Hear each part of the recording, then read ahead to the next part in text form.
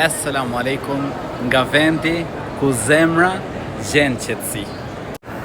Këtu njeriu e kupton më së miri pse jemi krijuar.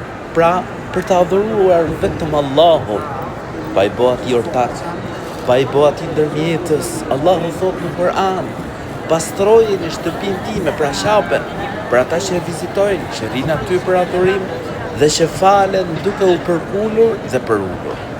Kjo që shikojmë qapja nuk është thjesht ndërtesë. Kjo është zemra e tauhidit, e njësimit të Allahut lartësuar mbi tokë. Është vendi ku lotët flasin më shumë se fjalët.